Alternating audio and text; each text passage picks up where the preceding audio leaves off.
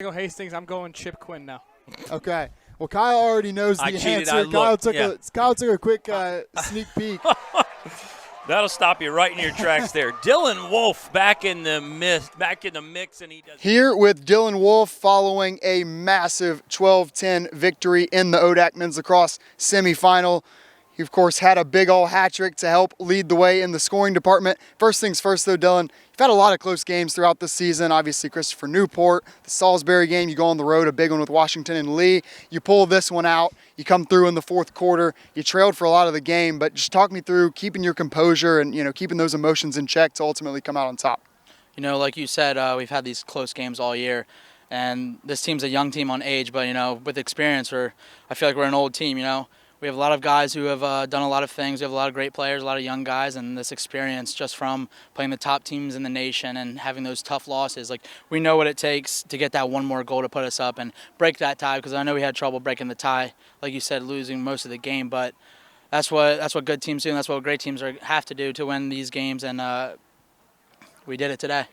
Well, and it's no secret, you on a personal note, obviously dealing with that injury that kept you out for the better part of a month. And, we spoke a little bit after Hampton-Sydney. I know that goal that you scored, last weekend was, really special one for you. But today you come out, you followed up with an even better encore.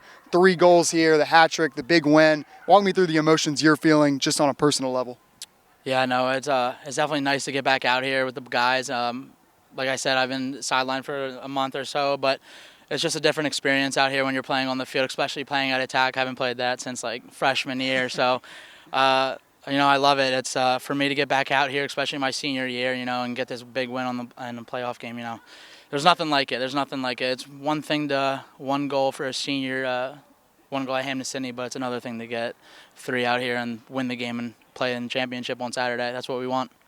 Well, absolutely. Well, you're going to host that ODAC championship, first time in your career, first time since 2015. That absolutely warrants some big celebrations. And, I know you like to bring the energy. You've got a ton of it. And you had some really fun celebrations today, particularly the Mario celebration right from this general vicinity, too, if I remember correctly. Yeah. So, what kind of led you to that being your go-to celebration of choice? Yeah, it's been a statement for me all year. Last year, Coach Bradney, our face-off coach, I had class with him last year, and after Luke Mega on soccer, he won the ODACs on a PK and ripped that, and then Coach Bradney did it in class. So we've been doing it all year. Coach Bradney does a pregame, and he told me in Jacksonville, he was like, when you score, you got to do this. So it's been our thing. Well, you got to love that, athletes supporting athletes. Just one more for you, Dylan, just kind of our staple question here. This was a big team victory. Obviously, Tyler Hadley did a great job in goal among a lot of other people, but just anybody that you want to shout out, whether it be one person, one unit, might be the whole team.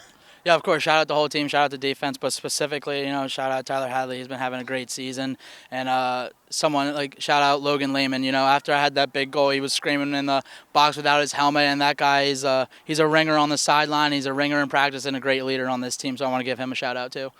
Well, awesome. Well, Dylan, one final congratulations. I can't wait to have this final game right back here on Schellenberger Field, where I'm sure everybody watching this believes it belongs. We certainly do too here at LHSN. Lynchburg coming hot off a big 12-10 victory over Roanoke in the semifinals.